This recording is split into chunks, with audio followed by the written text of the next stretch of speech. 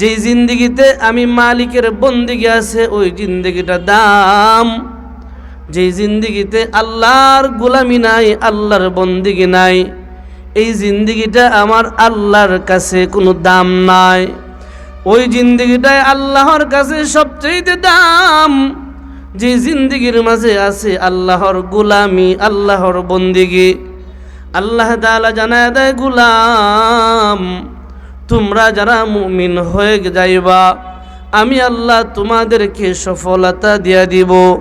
আমি আল্লাহ তাআলা তোমাদেরকে জানায় দিলাম, তোমরা যদি তোমাদের কলবটারে পবিত্র করতে পারো, তোমরা যদি তোমাদের আত্মাটারে পবিত্র করতে পারো।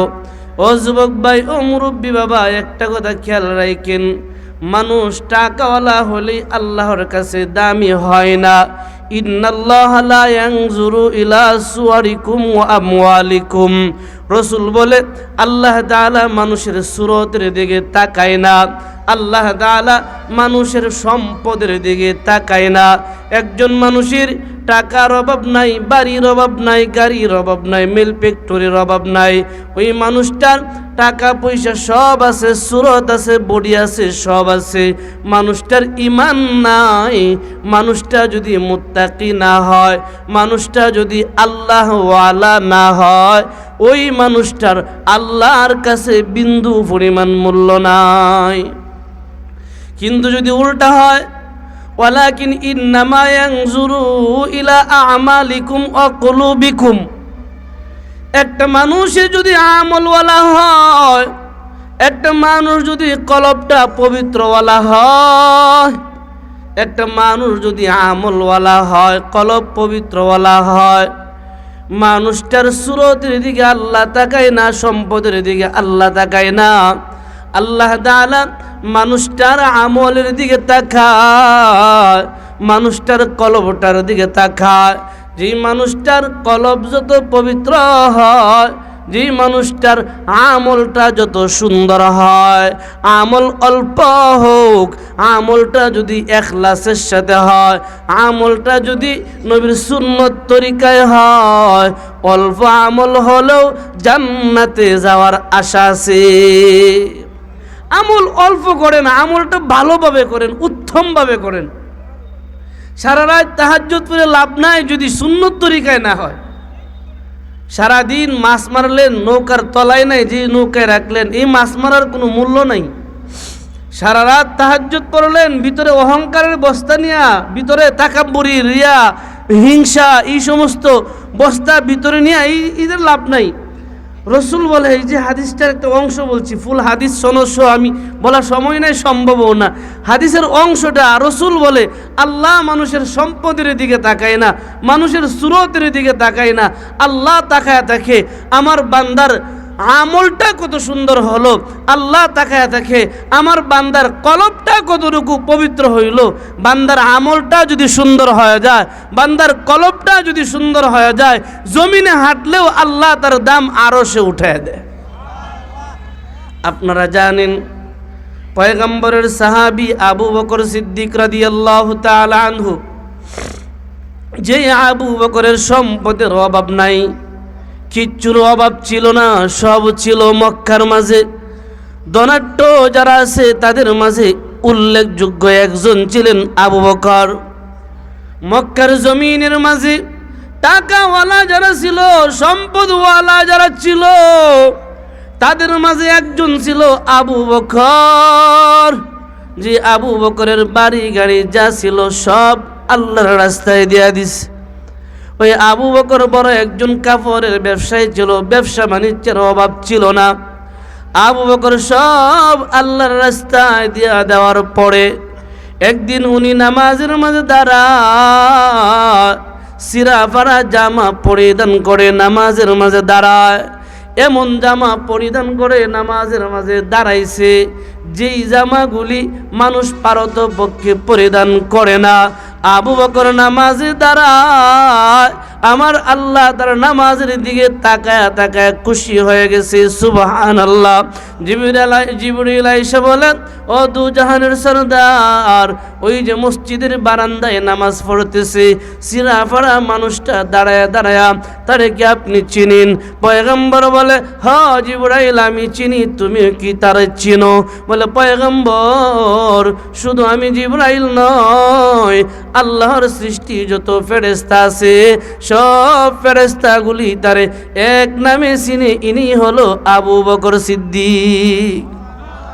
এ যুবক ভাই, সম্পদের কারণে আল্লাহ তারে চিনে নাই, সুরতের কারণে আল্লাহ তারে চিনে নাই, দামি দামি পোশাকের কারণে আল্লাহ তারে চিনে নাই। আল্লাহ তার এই জন্যই চিনছে যে আবু বকরের টাকার অভাব ছিল না, বাড়ির অভাব ছিল না, ব্যবসার অভাব ছিল না। আবু বকর দুনিয়াটারে লাত মাইরা ছেড়ে দিয়া আল্লাহর রসুলরে ভালোবাসা লাইছে, আল্লাহরে ভালোবাসা লাইছে, আল্লাহ তার রসুলের উপর পরিপূর্ণ ঈমান আইনা লাইছে।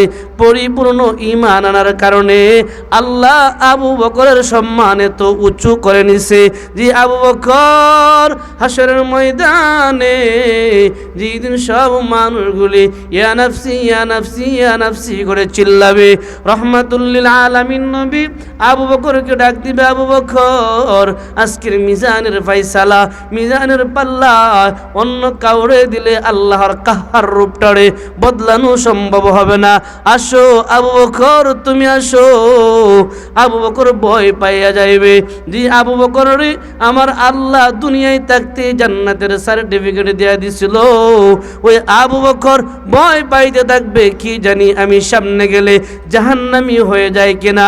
আল্লাহর রাসূল ডাক দিয়া বলবে, আবু বকর আজকের দিনে আল্লাহর কাহারের রূপটা যদি বদলানো লাগে, যদি বদলাতে হয়, যদি পরিবর্তন করতে হয়, অন্য কেউ নয়, তুমি আবু বকরের নেকিটা মিজানের পাল্লায় সবার আগে দিতে হবে।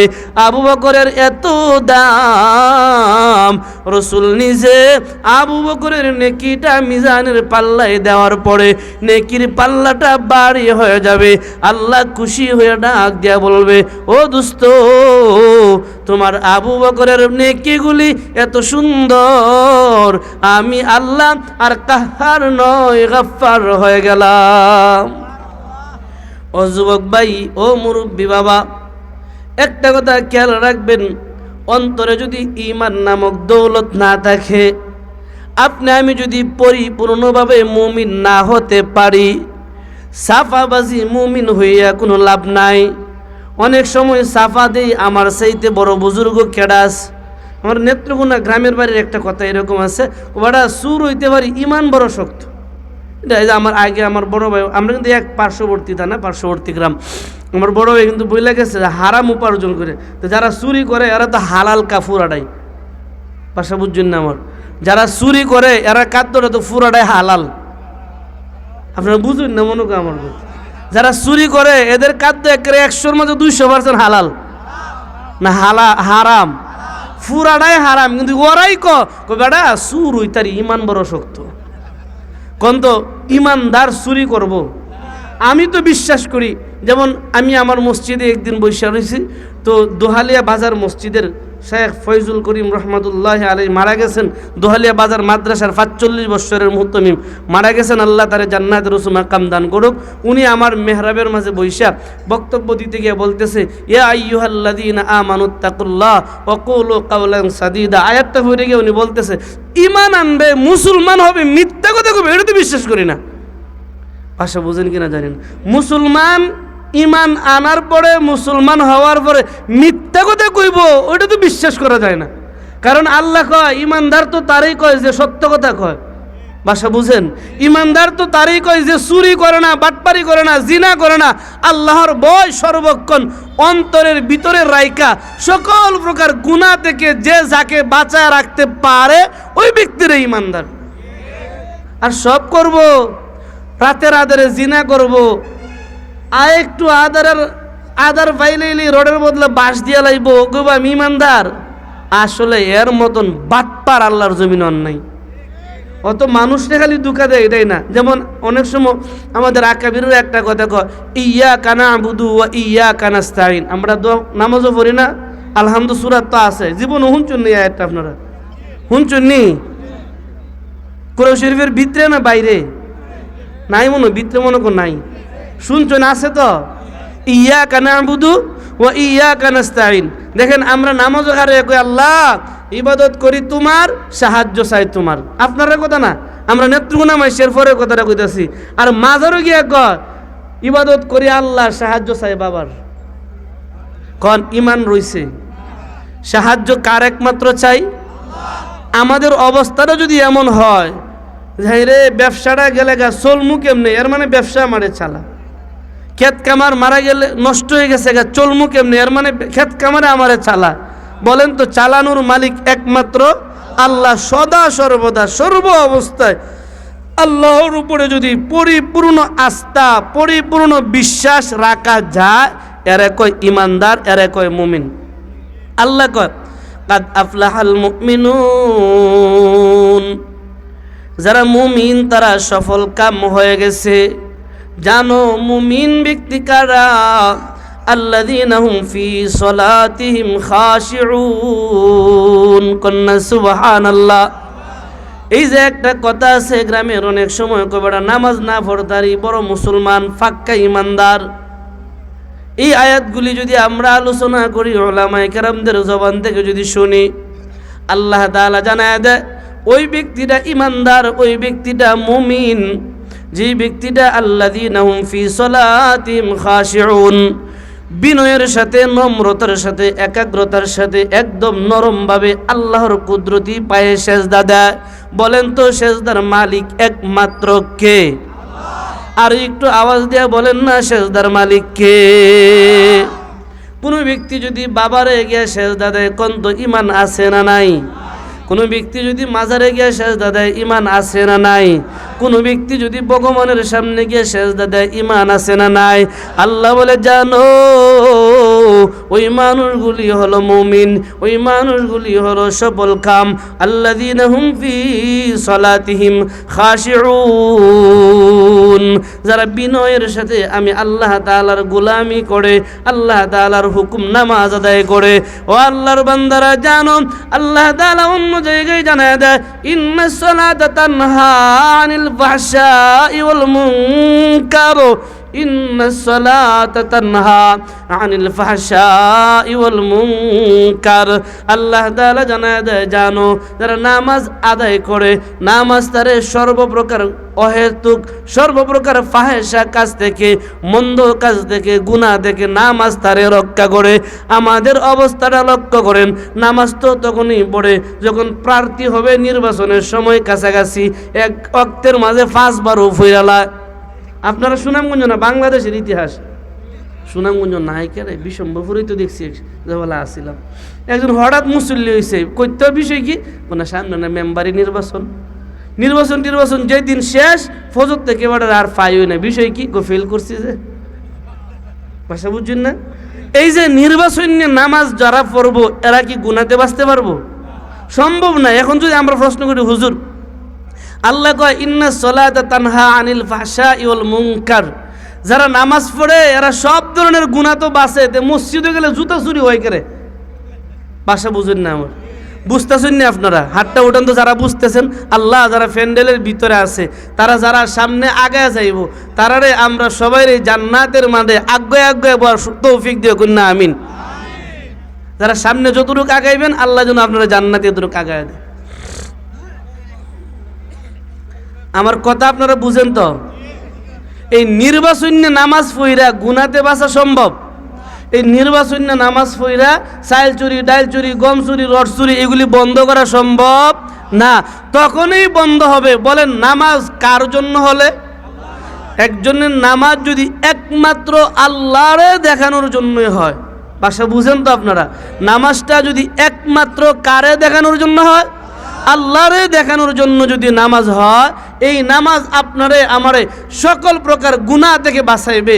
এই নামাজি মিথ্যা কথা বলবে না, এই নামাজির অন্তরে রিয়া তাকাব্বুর অহংকার থাকবে না, এই নামাজির অন্তরে হিংসা থাকবে না, এই নামাজি চাল চুরি ডাল চুরি করবে না, এই নামাজি সুদের টাকা লেনদেন করবে না, এই নামাজি ঘুষের টাকার লেনদেন করবে না। তখনই করবে যখন নামাজটা হবে অলসতার বশত, নামাজটা হবে দুনিয়াদার মানুষকে দেখানোর জন্য।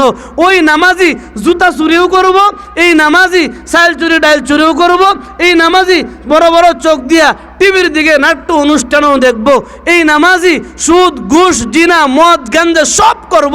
কিন্তু যেই নামাজি একমাত্র আল্লাহর জন্যই নামাজ পড়বে, এই নামাজির দ্বারা আল্লাহ গুনার কাজ করাইতো না। কথাটা আছে না এরকম যে হুজুর মসজিদে গেলে বালা জুতা দিতে হয় না। আরে আমি ইমাম, আমার দিতে হয় না, আপনার দিতে আরো দূরাত। আমি তো অক্টোবর মাসে প্রায় 7 জন না 8 জুতা আমারই কিন্তু হয়েছে। লাস্টে কমিটিরে কইছে আমার জুতা দিয়ে যতবার যাবো ততবার, এরপর থেকে আবার জুতা যায় না। ইমামের যদি জুতা না থাকে আপনারা থাকতে কইতে। এই জুতাগুলি কারণে নামাজিরা নেয়, আমরা তো দেখি বাস্তবতা নামাজিরা নেয়। আসলে এই জায়গায় বড়রা বলে নামাজি যারা এরা জুতা নেয় না, জুতা চুরি করে না, যারা জুতা চুর উপস্থিত নামাজি সাজে। ভাষা বুঝাইতে পারি কিনা জানি না। আসলে নামাজি সুদ খায় না, সুদকুর মানুষের কাছে বালা সাজবার লাগে নামাজি সাজে। আসলে নামাজি কখনো ঘুষ খায় না। আপনাদের সমাজও নাই, অনেক সমাজের অনেক বিচারকরা এমন আছে যারা ঘুষ পকেটও যে পকেটও জেন্দে ঘুষটা বেশি ঢুকবো বিচার এনতে যাইব। আবার দেখবেন সামনে খাতারও গিয়ে ইমামের পিছনে সানি ইমাম হয়ে যাইলা। ভাষা বুঝেন কিনা জানি না। ইমামের পিছে গিয়া সানি ইমাম বুঝেননি, মানে ইমামের কারণ বসত অজু গেছে বেটা পারবো, বেটারা যদি পিছন দিয়ে একটা বুম ফুড়াই দেন কুলহল্লা সুরা বার হইতো না, কিন্তু বেটা সানি ইমাম। আবার দেখবেন বাড়িয়ায় আড়লে ঘুষও খাইতেছে সুদও খাইতেছে। মূলত ওরা নামাজে গেছে, এই জন্য সমাজবাসী বুঝতো লোকটা বড় ফরহেজগার রে আল্লাহওয়ালা, একেবারে হাসান বসরি। এই সমাজের মাঝে এইটা বোঝানোর জন্য উনি যায়, আসলে আল্লাহর জন্য যায় না। আর এই নামাজি সুদ ঘুষ ছাড়তে পারে না। জানি না আপনারা কষ্ট পাইতেছেন মনে হয়তো, খুব যেটা কুন্ডারে দাওয়াত দিছে, কিছু করার নাই তো, আইসে কওয়া লাগবো, কষ্ট পাইলেও মাফ করে দিন। বলেন নামাজি গুনার কাজে যায় না, গুনাহগাররা নামাজি সাজে। গুনাহগাররা নামাজি চুরি করে না, সুররা নামাজি সাজে। নামাজি সুদ খায় না, সুদকুররা নামাজি সাজে। নামাজি মদ খায় না, মদকুররা নামাজি সাজে। দেখেন শুক্রবার ডাইলে মসজিদের ভিতরে জায়গা নাই, আবার আগে 4 রাখা সুন্নত পড়তো না, পরে 4 রাখা সুন্নত পড়তো না। খালি যদি দেখে ইমাম সাহেব কারণবশত 1 সেকেন্ড বেশি গেছে খুতবা শুরু করছেন, ইমাম সাহেব কি শুরু করছেন? আপনার লাগে মসজিদেও শান্তি নেই। কিরে এরে তো সারা সপ্তাহ দেখলাম না, আমি সপ্তাহ পড়লে না, আমি সপ্তাহ আইলে না। আমি বলো সরফে পড়ি মিজানের বৎসরে আর কি, এক মেম্বরে বেড়া ঈদের মাঠও যায়, মাইকটা দিলে আসসালামু আলাইকুম, গতবার ঈদ আইছিলাম আর আজকে আইছি। এর মানে হলো এই মাঝখানে যে বছরটা গেছে আপনার সাথে মসজিদেও দেখা নাই, মন্দিরে তো যাই না। ভাষা বুঝুন না আমার। এই 1 বছরের ভিতরে বেটা নামাজ নাই, আজকে আছে বেটা নামাজ হয় আসসালামু আলাইকুম। এই নামাজি কি আসলে নামাজি না দেখাই না নামাজি? আল্লাহ কর কাদ আফলাহাল মুমিনুন আল্লাযীনা হুম ফি সালাতিহিম খাশিউন। যে সমস্ত নামাজি ব্যক্তিরা একমাত্র আমি আল্লাহর জন্যই নামাজ পড়বে, দুনিয়ার কাউরে দেখানোর জন্য নয়, ওই নামাজি যখন সেজদায় পড়ে যাবে তার সেজদাটা জমিনে নয়, তার সেজদাটা যেন আমি রবের 2টা কুদরতি পায়ে দিল। একজন মানুষ যদি আল্লাহ তাআলার ভয়ে, জাহান্নামের ভয় অন্তরের মাঝে নিয়া, আল্লাহ তাআলার ভয়টারে অন্তরের মাঝে পরিপূর্ণভাবে লইয়া নামাজের মাঝে দাঁড়া, ওই মানুষটা নামাজে দাঁড়ানোর পরে তার অন্তরের ভিতরে একটাই ভয় ঢুকবে, আমি নামাজে দাঁড়াইছি দুনিয়ার কাউকে দেখানোর জন্য নয়, নামাজে দাঁড়াইছি দুনিয়ার কাউকে খুশি করার জন্য নয়, নামাজে দাঁড়াইছি আমি আমার আল্লাহরে খুশি করার জন্য, আমার আল্লাহর জন্য আমি নামাজের মাঝে দাঁড়াইছি। আসলে যারা পরিপূর্ণ মুমিন। এদের ওরা সব সময় ঘড়ির দিকে তাকায় থাকে, সব সময় মসজিদের মাইকের দিকে কানটা লাগায় রাখে। কখন মুয়াজ্জিন আল্লাহু আকবারের আওয়াজ দিবে, উনি আইসা মসজিদের মাঝে আইসা আল্লাহ তাআলার গোলামি করবে। একটা কথা যায় না রাইকেন, পরিপূর্ণ মুমিন ব্যক্তি হয় তারা এক নম্বরে নামাজ পড়ে খুশু খুজুর সাথে সুন্দরভাবে নবীর সুন্নত তরিকা। একদল নামাজি আছে মসজিদে আসার আগে জায়গা, রুকু যাওয়ার আগে সোজা হয়ে যা, সেজদায় যাওয়ার আগে সোজা হয়ে যা, তাশাহুদ অর্ধেক পড়তে পারি না সালাম ফিরে জায়গা। আসলে ওরা সুন্নত তরিকায় নয়, দুনিয়ার মানুষরে দেখানোর জন্য নামাজে আইছে। যারা দুনিয়ার মানুষরে দেখানোর জন্য নামাজ পড়ে ওরা আসলে মুমিন নয়, ওরা সফল কাম নয়। সফল কাম হয় তারা যারা একমাত্র আল্লাহরে দেখানোর জন্য নামাজ পড়ে। আল্লাহর ওলি আশরাফ আলী থানভী রহমাতুল্লাহি আলাইহি লেখেন, আল্লাহর ওলি হাসান একদিন পাহাড়ি এলাকা দিয়ে হাঁটতেছে। আল্লাহর ওলিরা জীবন চলে গেল, জামাত ছাড়ে না। আমরা তো আছি জামাত পাইলে পাইছি, না পাইলে নাই, কোনো মতে নামাজ পড়লে হইল। বাসা বুঝেন আমার, খারাপ লাগতেছে মনে করেন আপনারা। শুনছি আমার পরে ফজলুর রহমান খান সাহেব হুজুর আইব, তো হুজুরে দেখলে আবার আমার বয়ান যাইব, এরপরে আবার আমি থাকতাম না। তো হুজুর আসার আগ পর্যন্ত আমরা চলতে হইব। আপনারা আসুন তো ইনশাল্লাহ, মানে যাইবেন কি আমারে ফালাই, আপনারা থাকবেন তো? আল্লাহ আমরা কবুল করো কন্যা আমিন। কিতাবের মাঝে উল্লেখ করা হয় আল্লাহর ওলি হাসান আসরের আগ মুহূর্তে পাহাড়ি এলাকা দিয়ে হাঁটতেছে, পাহাড়ি অঞ্চল, পাহাড়ের তলদেশ দিয়ে হাঁটতেছে। হাঁটতে হাঁটতে হঠাৎ করে ওনার কানের মাঝে আওয়াজ, আল্লাহু আকবার, আল্লাহু আকবার, হাইয়া আলাস সালাহ, হাইয়া আলাল ফালাহ। আওয়াজটা শোনার সাথে সাথে ওনার ভিতরে একটা কম্পন সৃষ্টি হয়ে গেছে। যারা মুমিন ওদের কানে নামাজের ডাকটা আসার সাথে সাথে ভিতরে একটা কম্পন সৃষ্টি হয়ে যায়। কখন নামাজে যাব, কখন নামাজটা আদায় করব, কারণ তাদের অন্তরে একটা ভয় হয়, যদি আমি মরে যাই। যেমন আমাদের বড় একজন বুজুর্গ আনোয়ার শাহ কাশ্মীরি রহমাতুল্লাহি আলাইহি সম্ভবত একদিন আসরের নামাজের জামাত পড়তে পারে নাই, জামাতটা ছুটে গেল। জামাত ছুটার পরে একা নামাজটা পড়লো। নামাজ পড়ার পরে উনি অজ্ঞান হয়ে গেল, জমিনে পড়ে গেল। লম্বা সময় পরে যখন ওনার জ্ঞান ফিরে আসলো, ওনার সাথের মানুষেরা ওনারে প্রশ্ন করে, হুজুর আপনি অজ্ঞান হয়ে গেলেন কেন? কোন কারণে অজ্ঞান হয়ে গেলেন বুঝলাম না।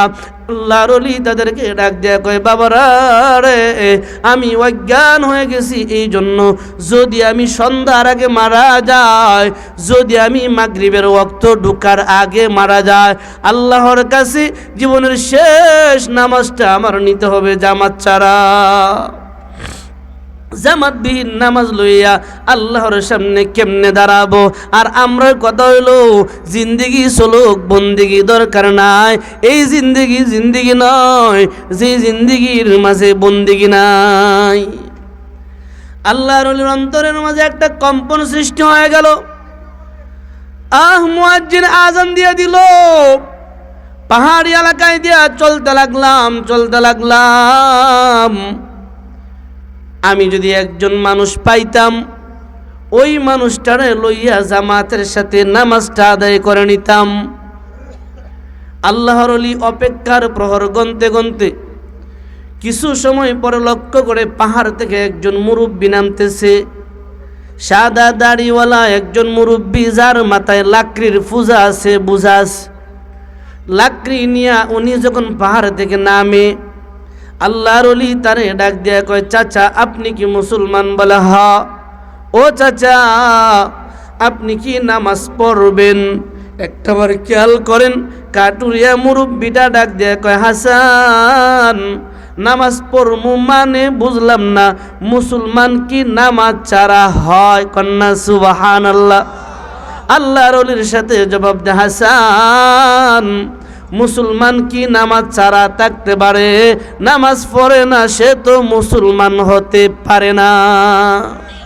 তাহলে চাচা এক কাজ করেন, চলেন দুইজনে নামাজটা পড়ে, ওই যে পানি আছে আপনি অজু করেন, বাসা বুঝতেছেন আমার, পানি আছে আমার অজু আছে, আপনি অজুটা কইরালেন। মুরব্বী ডাক দেয়া কয়, হাসান অজু করতাম মানে কিতা? আজান দিছে নামাজ পড়বেন, অজু লাগতো না? কয় বেটা আল্লাহর জমিনে হাঁটবাম, অজু ছাড়া হাঁটবে মুসলমান, বিশ্বাস করস কেমনি? সুবহানাল্লাহ কইতেন। হাসান আল্লাহর জমিনে হাঁটবো, অজু ছাড়া হাঁটবো কেমনে বিশ্বাস হয়? আল্লাহর ওলির ভিতরে একটা কল্পনা জল্পনা শুরু হয়ে গেল, এত বড় বুজুর্গ আবার কাটুরিয়া, তাহলে তো উনারে একটু সাইজ করা দরকার। ডাক দেয়া কয়, চাচা যে ব্যক্তিটা নামাজ ছাড়ে না, যে ব্যক্তিটা অজু ছাড়া বিচরণ করে না, জমিনে বিচরণ করে না, ওই ব্যক্তিটা তো অনেক দামি আমার আল্লাহর কাছে। ও চাচা আজকের ইমামতির জায়নামাজে আপনারই দাঁড় করায় দিলাম। ডাক দেয়া কয়, হাসান আমার এই যোগ্যতা নাই, আমি ইমামতির জায়গায় দাঁড়াইতে চাই না। হাসান তুমি গিয়া দাঁড়াও। হাসান ধাক্কা দিয়া কয়, যান আপনার ওই ইমামতি করতে হবে। যখন দিয়া দিল, মুরব্বী কয়, আমারে দিও না, কারণ অন্য কিছু হয়ে যাবে। অসুবিধা নাই, আপনি আজকের ইমাম। মুরব্বীটা যখন আসরের নামাজে দাঁড়ায় গেল ইমাম হিসেবে, আপনারা বলেন তো আওয়াজ দিয়া, আসরের নামাজ পড়লে সর্বোচ্চ কয় ঘন্টা লাগে? বাসা বুঝছেন না? 5 মিনিটও তো লাগে না। আমি একদিন একখানো গেছি, আমি দেখছি আমার ঘড়ির টাইম, সেই ঘড়ির টাইম 5 সেকেন্ড না 2 সেকেন্ড আগ পিস, মানে আমারটা আগ গেল হেঁটে বাইটে। তাহলে আমার ঘড়ির টাইম ওর আগে তো হেরা দাঁড়াইতো না, হেরা পরে দাঁড়াইব। তো 4:03 গিয়ে মসজিদ ঢুকে দিয়ে ইমাম সালাম ফিরে এলাইতেছে। 4:03 মসজিদ ঢুকে দিয়ে ইমাম সালাম ফিরে এলাইতেছে। ওখান ইমামে নামাজ মুয়াজ্জিন আকামত দিল কোন সময়, ইমামে নামাজ পড়লো কোন সময়, আল্লাহই ভালো জানে আর ইমামেই ভালো জানে। ভাষা বুঝাইতে পারছি কিনা জানি না। 3 মিনিট। আর যদি আল্লাহ ভালো তৌফিক দেয়, যারা বুজুর্গ এদের কাছে গেলে হয়তো 10 মিনিট, এর বেশি লাগতো না। একটু ধীরে স্থিরে বললে 8-10 মিনিট লাগে। কিতাবের মাঝে উল্লেখ করা হয়, আল্লাহর ওলি কাটুরিয়ারে ইমামতির জায়গায় দাঁড়ায় রইল। কাটুরিয়া আল্লাহু আকবার বইলা হাত বাঁধছে তো বাঁধছে, আর রুকুত যাওয়ার নামে খবর নাই। চলছে অবিরাম চলছে, রুকুত আর যায় না। লম্বা সময় চলে যাচ্ছে, কাটুরিয়া রুকুতে যায় না, উনিও রুকুতে যাইতে পারে না। আমরা যদি এই জায়গায় হইতাম তাহলে নামাজ ছাইরে কইতাম, চাচা তোরটা তুই পড়। একটা গল্প আছে না এরকম, যে নামাজ ঘরে তো কথা কোয়া যায় না, যদি যাইতো তো কইলামও তোর নামাজ তুই পড়। মুসলমানের হাসিদের একটা গল্প আছে, যদি নামাজ ঘরে কথা কোয়া যাইতো তো কইতাম তোর নামাজ তুই পড়, আমি বিদায়। আল্লাহর ওলি অপেক্ষার প্রহর গণে কাটুরিয়াটা নামাজে দাঁড়াইছে তো দাঁড়াইছে, নামাজ শেষ হওয়ার নামে খবর নাই, চলছে। কিতাবের মাঝে উল্লেখ করা হয়, লম্বা সময় হয়ে যাচ্ছে, সূর্য অস্তে চলে যাবে অক্ত শেষের দিকে। এমন সময় কাটুরিয়া রুকুতে গেল, তাড়াতাড়ি 4 রাকাত নামাজ শেষ করলো। নামাজটা শেষ করতে দেরি, হাসান ধমক দেয়া কয়, চাচা 4 রাকাত নামাজ বুঝি এত সময় লাগে? কন্যা সুবহানাল্লাহ। আল্লাহর ওলিদের খেলা, আমরা এই জায়গায় মাথা ঘামায়া লাভ নাই। মুরব্বীরা ডাক দেয়া কয়, চাচা 4 রাকাত নামাজ বুঝি এত সময় লাগে? কাটুরিয়া ডাক দেয়া কয়, হাসান সময় লাগছে মানে বুঝলাম না। কন্যা সুবহানাল্লাহ। ও হাসান সময় লাগছে মানে বুঝলাম না। বুঝলেন না? কন্যা তাহলে আপনি তাকায় দেখেন তো, দাঁড়াইছিলেন আজানের পরে, এখন মাগরিবের টাইম হয়ে যাচ্ছে, আসরের ওয়াক্ত শেষ হয়ে যাচ্ছে, এত লম্বা সময় লাগেনি। হাসান ওয়াক্ত শেষ হয়ে যাচ্ছে দেখাই নামাজ শেষ হইছে, ওয়াক্ত যদি থাকতো কিয়ামত পর্যন্ত দাঁড়ায় থাকতাম। হাসান আগেই তো বলছিলাম আমারে দিও না, দিসলা খে জানো নি হাসান, আমি যেই মাত্র আল্লাহু আকবার বইলা হাতটা বাড়ায় দিছি, হাতটা যখন বাইদা লাইছি, আমি তাকায় দেখি আমি আর পাহাড়ের তল দেশে নয়, আমি আমার আল্লাহর আরশের ভিতরে আল্লাহর সামনে দাঁড়ায় রইছি। ও হাসান আমি যখন আল্লাহু আকবার বলে হাত বাঁধলাম, আমি লক্ষ্য করলাম আমি আর পাহাড়ের তল দেশে নয়, আমি যেন আল্লাহর আরশের ভিতরে আছি, আমি যেন আমার আল্লাহর সামনে দাঁড়াইছি। জানো রে হাসান, আমি আমার আল্লাহরে দেখা দেখা আয়াতগুলি পড়তে লাগলাম। আমার আল্লাহ আমার আয়াতের জবাব দেওয়া শুরু করে দিল। আমি পড়তে লাগলাম, আল্লাহ জবাব দেওয়া শুরু করলো। পড়তে লাগলাম আল্লাহরে দেখে দেখে পড়তেছি। জানো কিয়ামত হয়ে গেল, নামাজ শেষ হইতো না। হঠাৎ করে আমার আল্লাহ আমারে কয়, এ কাটুরিয়া তাড়াতাড়ি নামাজ শেষ করো, ওয়াক্ত চলে যাচ্ছে। এজন্য আমাদের নবী রাসূলুল্লাহ সাল্লাল্লাহু আলাইহি ওয়াসাল্লামের হাদিস এইরকম আছে, তোমরা যখন নামাজে দাঁড়াইবা মনে করো না নামাজে দাঁড়াইছ, মনে করবা তুমি জমিনে নয় আল্লাহ তাআলার সামনে তুমি দাঁড়াইছো। আল্লাহ তোমার সামনে আছে, তুমি তোমার আল্লাহর সামনে আছো। তুমি যখন সেজদায় যাইবা মনে করবা আল্লাহর কুদরতি পায়ে তুমি সেজদা দিবা। ওই মজাটা তখন পাইমু যখন আমার নামাজটা হবে একমাত্র আল্লাহর জন্য। একটা কথা আমার এতটুকু আলোচনা বোঝা থাকলে বলেন তো, নামাজ নাই এর ইমানদার কইতে পারে কেউ? নামাজ নাই ইমান বড় শক্ত, বুঝেন না? নামাজ না পড়লে কি হইব, রোজা না রাখলে কি হইব? ইমান বড় শক্ত না বাটপারি? ভাষা বুঝেননি? নামাজ না পড়লে কি হইব, রোজা না রাখলে কি হইব? এইটা কি ইমানদার না বাটপার? এই যে বলছিলাম নামাজে দাঁড়ায় কই ইয়্যাকা না'বুদু ওয়া ইয়্যাকা নাস্তাঈন। নামাজে দাঁড়ায় কই আল্লাহ ইবাদত করি, তোমার সাহায্য চাই। তোমার মাজারে গিয়া কই ইবাদত করে আল্লাহর সাহায্য চাই বাবার। এইটা যেমন বাটপার, যারা ইমান দাবি করার পরে নামাজ না এইটা যদি কয় ইমানদার, এইটা আর হেইটা একই রকম বাটপার। কষ্ট পাইতেছেন মনে? কি করবেন, মাফ করে দিন। জীবনে আর সুযোগ পাই বা না পাই, হায়াত মতের কথাও তো কোয়া যায় না, আর রিজিকের কথাও কোয়া যায় না। আল্লাহ কার রিজিক কোন জায়গায় রাখছে, সুযোগ পাইছি বিষয় দিছে কইয়ালাই। ভাষা বুঝছেন নাকি? তা কইছি খন এক নম্বরে মুমিন তো তারে কয় যেই ব্যক্তিটা আল্লাহর হুকুম নামাজ খুশু কুজুর সাথে আদায় করে। ভাষা বুঝাইতে পারছি ইনশাআল্লাহ? মুমিনের এক নাম্বার পরিচয় কি? 5 ওয়াক্ত নামাজ। বলেন 5 ওয়াক্ত নামাজ পড়া এটা কি আপনাদের এলাকার কোনো বড় হুজুরের কথা না স্বয়ং আল্লাহর কথা? যদি আমরা খান সাহেব হুজুরের কথা থাকতো তেনা আছে নাই পড়তাম। ভাষা বুঝছেন না? যদি গাজনী করি শেখ সাহেব রহমতুল্লাহ আলীর কথা থাকতো তেনা নাই পড়তাম। ওনারা তো কইছে না, কইছে কে? 5 ওয়াক্ত নামাজ খুশু কুজুর সাথে আদায় করতাম বলছেন কে? আল্লাহ।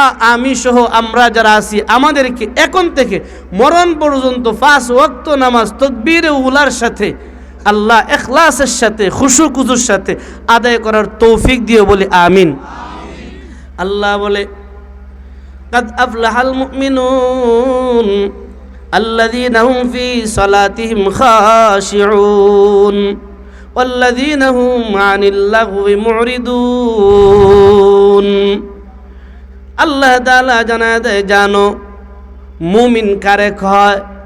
2 নম্বরে আল্লাহ এই তেলাওয়াতের ভিতরে সূরা মুমিনের ভিতরে আল্লাহ 2 নম্বর বলে মুমিন হলো তারা যারা নিজের জবানটারে হেফাজত করে। নিজের জবানটারে, আমরা কথা কই না, এই জিহ্বাটারে কই জবান। জিহ্বাটারে কি কয় বাবারা? আল্লাহ তাআলা জানায় দেয় ওয়াল্লাযীনা হুম আনিল লাগwi মুরিদুন। যারা নিজের জবানটারে সংযত রাখে, হেফাজতে রাখে, নিরাপদে রাখে। আপনার আমার জবানটা এমন এক অমূল্য সম্পদ, এই জবানটা দিয়া যদি আল্লাহরে একটা ডাক দেয়া কই আল্লাহ, ডাকটা দিতে দেরি হয়, আমার আল্লাহ ডাকে সাড়া দিতে দেরি নয় কন্যা সুবহানাল্লাহ। একটু অন্তরের ভালোবাসা নিয়া মুখটা বইরা আল্লাহর একটা ডাক দিয়া বলেন না সবাই আল্লাহ। আল্লাহ তাআলা জানায় দেয় গোলাম ওয়াল্লাযীনা হুম আনিল লাগwi মুরিদুন। তোমার জবানটারে তুমি সংযত রাখবা, হেফাজতে রাখবা। আপনার আমার নবী মায়ের নবী রহমাতুল লিল আলামিন নবী বলে উম্মত জানোনি আমি নবী তোমারে জান্নাতে নেওয়ার জিম্মাদার। দুইটা জিনিস তোমার মাঝে থাকলে তুমি বান উম্মত, তুমি আমার উম্মত, দুইটা জিনিসের জিম্মাদার। আমি নবী তোমারে জান্নাতে নেওয়ার জিম্মাদার। কন্যা সুবহানাল্লাহ। আপনাদের কাছে জানতে চাই, আমরা রে আল্লাহর নবী নিজে সুপারিশ কইরা আল্লাহর জান্নাতে হাতে দুইরা দিত কে কে চাই? আল্লাহ আমরা যারা হাতটা বাড়াইছে আমাদেরকে নবীর সুপারিশে ধন্য হওয়ার তৌফিক দাও, বলে আমিন। হাতটা নবী বলে উম্মত আমি তোমাদেরকে ওয়াদা দিলাম, তোমরা দুইটা জিনিসের জিম্মাদার, মালিক বইনা যাইও, আমি নবী তোমাদেরকে জান্নাতে নেওয়ার জিম্মাদার হয়ে যাব। কন্যা সুবহানাল্লাহ। আল্লাহর নবী খান উম্মত তোমার জবানটারে সব ধরনের পাহেশা কথা থেকে, মানুষরে কষ্ট দেওয়ার কথা থেকে, অহেতুক কথাবার্তা থেকে জবানটারে জিহ্বাটারে সংযত রাখবা, হেফাজতে রাখবা। নিজের যৌবনটারে দুই রানের মাঝখানে লজ্জাস্থানটারে, নিজের যৌবনটারে জিনা থেকে হেফাজতে রাখবা। নিজের জবানটারে গুনাহ থেকে, গুনাহ নামক কথা থেকে বাঁচায় রাখবা। নিজের যৌবনটারে জিনা নামক গজব থেকে বাঁচায় রাখবা। দুইটার মালিক তুমি, দুইটার জিম্মাদার তুমি, তোমারে জান্নাতে নেওয়ার জিম্মাদার আমি নবী। দেখেন কি সুন্দর কথা, আল্লাহ ও তার বন্ধুর কথা কত মিল। আল্লাহ তাআলা বলে তুমি তোমার জবানটারে হেফাজত করো, একটু পরে আল্লাহ আবার কয় তুমি তোমার যৌবনটারে হেফাজত করো। রসুল কয় তুমি তোমার জবান হেফাজত করো, তুমি তোমার যৌবন হেফাজত করো। আল্লাহ কয় এই দুইটার হেফাজত করো, জান্নাতুল ফেরদাউসের মালিক আমি আল্লাহ তোমারে বানাবো। রসুল কয় তুমি দুইটা জিনিসের জিম্মাদার হয়ে যাও, জান্নাতে নেওয়ার জিম্মাদার আমি হয়ে যাও।